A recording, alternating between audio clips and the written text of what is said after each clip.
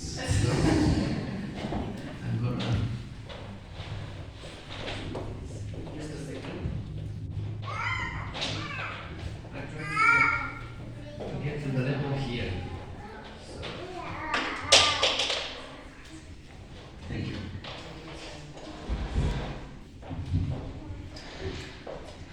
Hi everybody, happy Sabbath. Happy day. I had a good laugh the other day. Ida sent me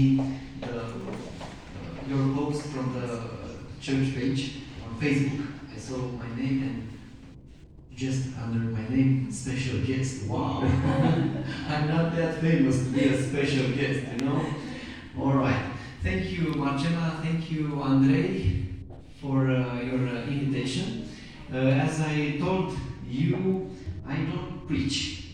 I didn't preach in years, so I told them if I come, I will just present something, not a sermon, you know, like with illustrations, with moralizing, you know, stuff in it. And I told them I would like to present a project I'm working with. So you see the title, The Road to Emmaus, and you know the story. Just after Jesus' resurrection, Jesus met these two guys on a road to a little village called Emmaus. But this road to Emmaus, it's the other road to Emmaus, not that from the Bible, although it started from that story. So it happened last December. I have this friend who is a pastor, not here in Romania. His name is Christian, and he's a Christian. Christian is a Christian. And Christian was served as a pastor in Ireland, and now he works in England as a director. You know, our church has many directors. So he's a director at the Adventist Discovery Center. For those of you who are living in Romania, the Adventist Discovery Center is something like Sola Scriptura Institute. That means it's function like a library, you know, giving, or like an NGO, offering classes, free classes about the Bible, offering free books, Bibles, Ellen G. White books, brochures about different topics that are of interest for our church. So, Christian, who was a colleague of mine at the publishing house years ago, and now he works, as I told you, as a pastor, put me on one question. What do you think about reading the Bible, you know, in 1 year? I don't know how to say in a line, laur&.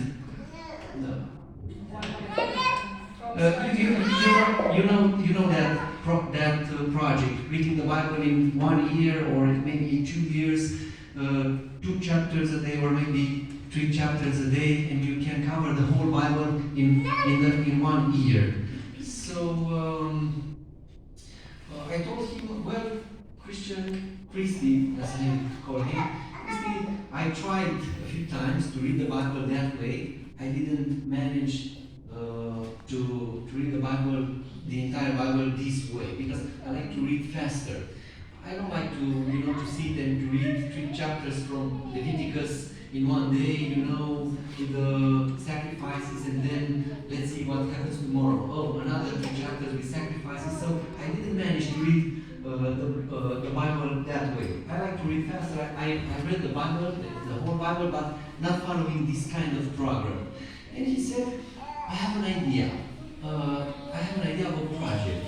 Let's challenge the people, those who are interested, of course, in reading the whole Bible in 1 year, but not 3 chapters a day, but to read the Bible, like one book, or maybe 2 or 3, depends on their length, in 1 week. Each week they will read a book from the Bible. We don't tell them how many chapters a day. We just tell, let's read this book in this week. And I told him, well, this is a very interesting idea. And he said, let's make this project more interesting. So he said, let's challenge the people to read the whole Bible, the whole books from the Bible, but not following their canonical order, like Genesis, Exodus, Leviticus, and so on. Let's start with one from the Bible. Let's start with Ecclesiastes. And then we'll jump to the New Testament and we'll just pick a gospel. And then we go back to the Old Testament and read another book. And we won't follow, the usual order. And that way, the people will never know what to expect, because sometimes routine is what kills our, progress in reading the Bible. And he had another idea.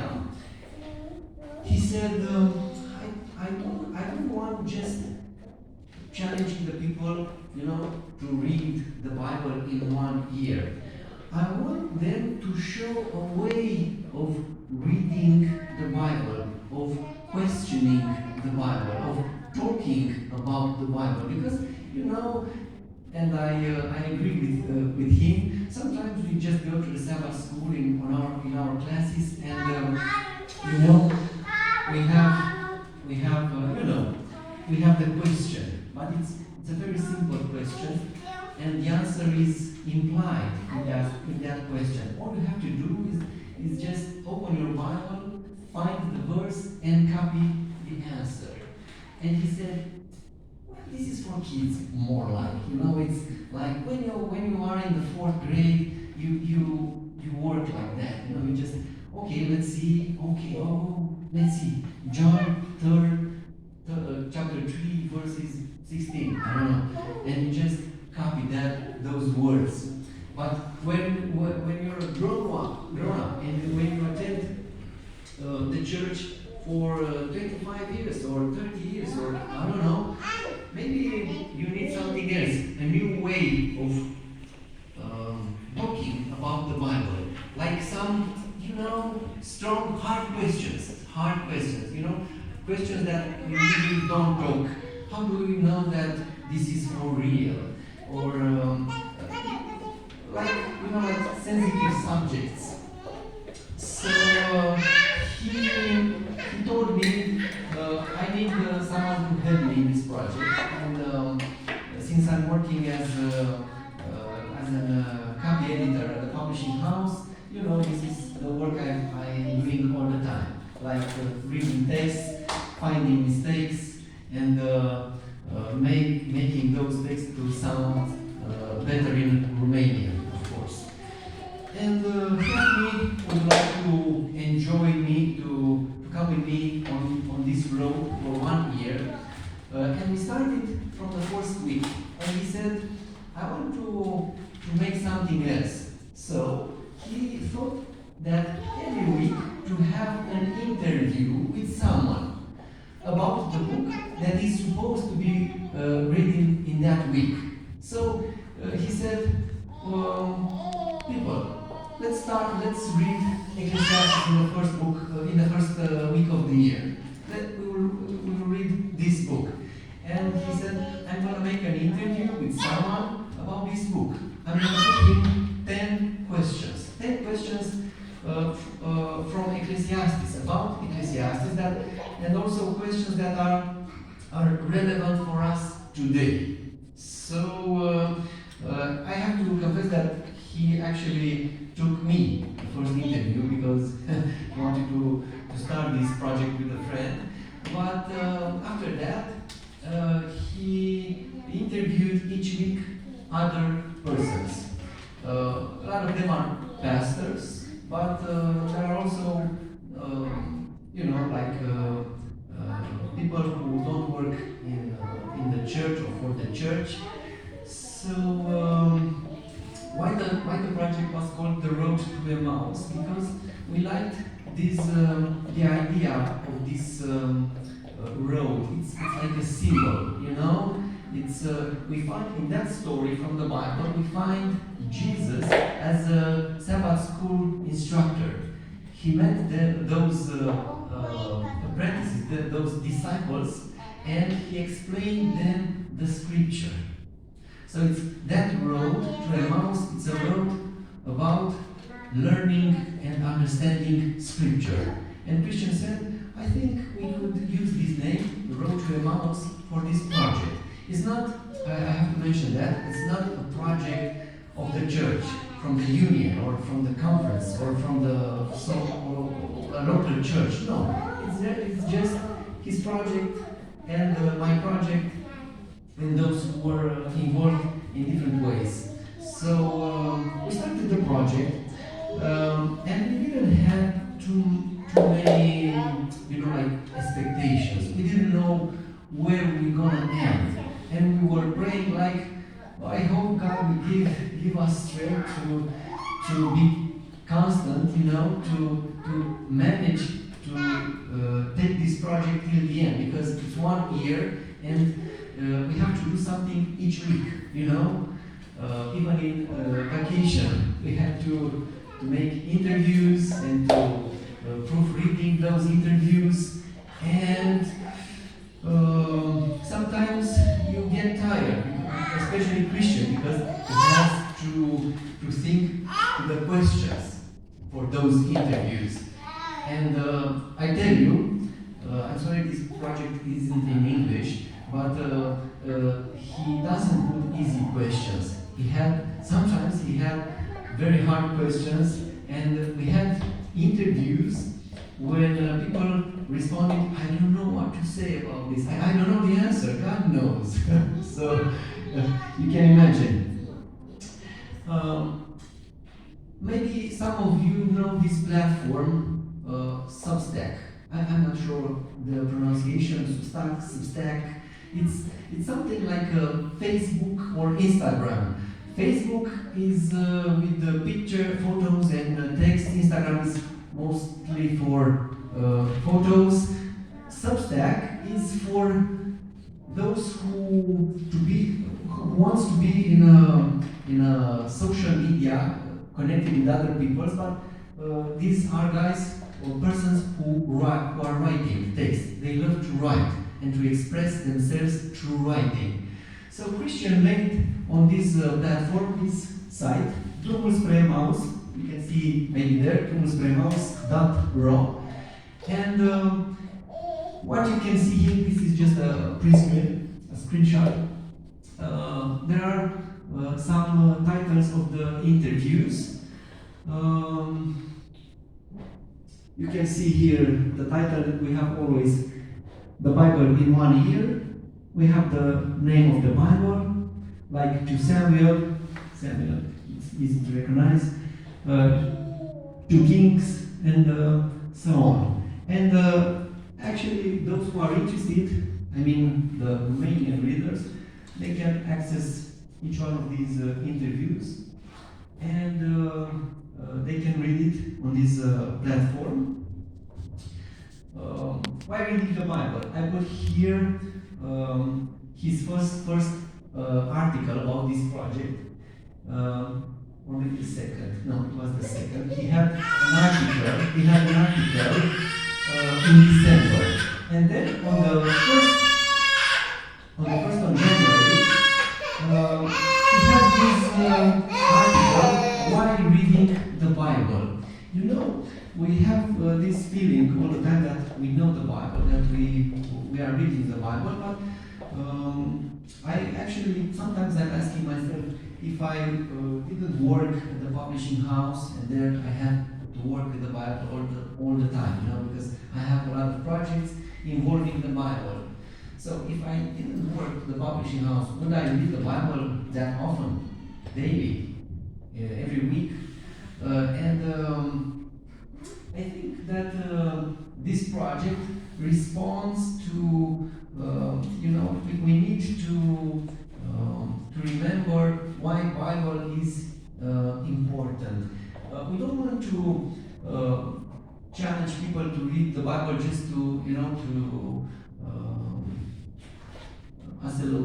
show off.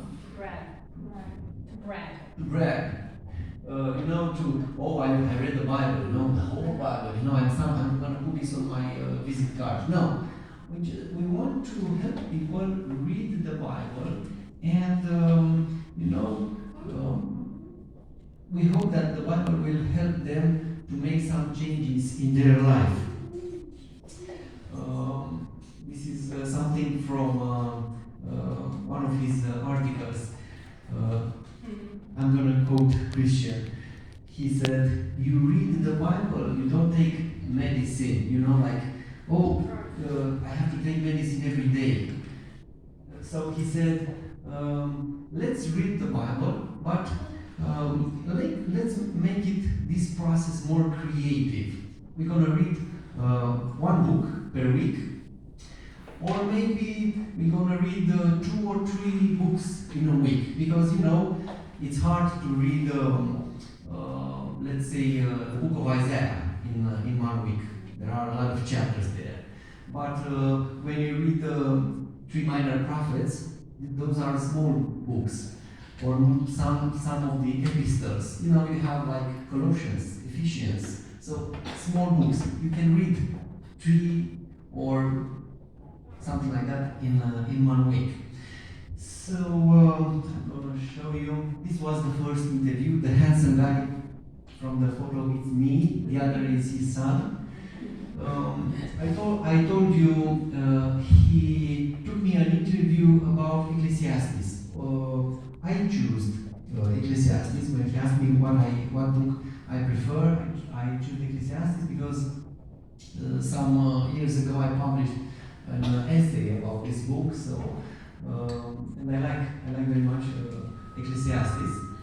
And that was the first interview.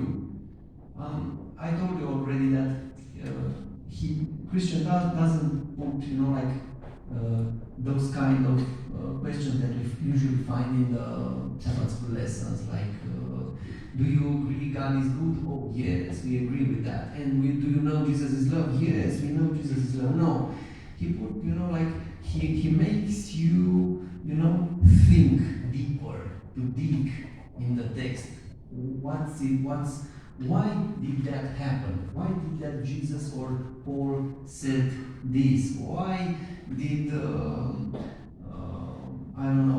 some things? Why did God allow those atrocities to happen, or these kind of questions? Not all the time. I don't want you to have a wrong impression. There are also questions about our own experience regarding the biblical text, and so on. This is the last. It was published yesterday morning.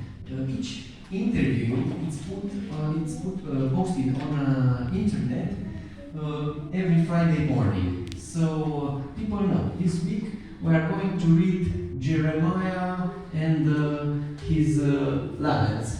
And this is the most recent interview that he published. It's an interview with Pastor Florian Ristea. Florian Ristea works for the division on, I think there are 2 departments, Sabbath school department and something about mission. And it's a good interview. Because I read all these interviews in order to make them better on the linguistic level. I couldn't. I realized that people have different views on the same topics. A pastor will be more more precocious when he will be more cautious when responding to some questions, while a layman sometimes is more courageous because he doesn't have to respond to someone for what he said, or maybe I don't know. But I noticed that there is a difference. and we had reactions. That's very interesting. We had reactions from the readers. And sometimes we have this kind, I'm not going to give you names, of course, because I don't want to be killed, but we have reactions from people saying, wow, this guy is amazing. He responded better than the whole pastors. And we have actually this guy, he's a philologist, he's a doctor in philology. He works for the Romanian Academy. So yes, he's a very good thinker, and he gave us a good interview. But it's not about comparing one to another, we don't want to see who's better, the pastors or the laymen, no. Actually, we had, I told Christian, you had too many men and just a few girls, I have to tell you that Marcella will be in this project. I don't know when. Christian just told me Marcella will be in November. I can't wait, to read your interview and to see what mistakes you're gonna. Just joking. Just joking. No, but we had, younger people, older people. People working in the church, people working outside the church, and it's very interesting to see how things works in this diversity. We are getting all around the Bible, and we have the same church, the same faith, but there are some differences, there are some nuances. At one point, we were invited to Speranța TV. In English, I put Hope Channel Romania, and it's the same thing, our television. And we had this, we were in evening to Adevărul și perspective. In English, truth and perspectives. It's an, I don't know, TV show, maybe it's not the right description, but it's a TV show in the evening starting from 9 o'clock. And the guy who made this TV show, Florin Matei, who's also a pastor, decided to come with us along the road to Emmaus. So now he's involved in this project. You can't see him, but he's there. We talked to him. He had also a second edition, and we hope that at the end of the year we will be on his TV show again to talk about the project, but not from the point of view of those who starts the project, but from the point of view of those who finish the project. And the project at this moment is like that. We read 39 books from the Bible. I guess we covered some of the bigger books, like Genesis, like Jeremiah, Ezekiel. One interesting fact, I told Christian at one point, the book of Psalms is too bigger. Do you think that people can read this book in 1 week and also make a good use of what they read? Because yes, actually you can read those Psalms, but you will read them quickly. And Christian said, no, we won't put this book, the book of Psalms, to be read in 1 week. And he said, you see, the book of Psalms have 5 major sections. If you open the book, the first book of Psalms, the second book of Psalms, and he said each one of these books is a correspondent to one of the Moses books. So, the book of Genesis has a correspondent in the first section from Psalms. The book of Exodus has a correspondent in the second book of Psalms. You read the Psalms, and you will see the connections. You will find the connections. And he said, we won't read the whole book of Psalms in 1 week, but When we will read the book of Genesis, in the following week, we will propose to our team of readers to read the first book from Psalms. And when we will read, for example, Leviticus, we will propose that in the following week to read the third book of Psalms. So you see, actually, he managed to put these books.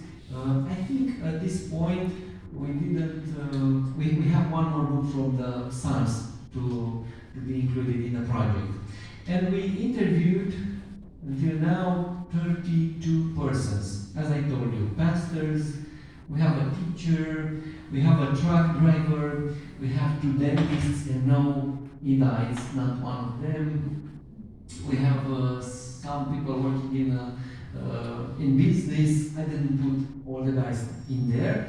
And I told you a few words about the views of these interviews.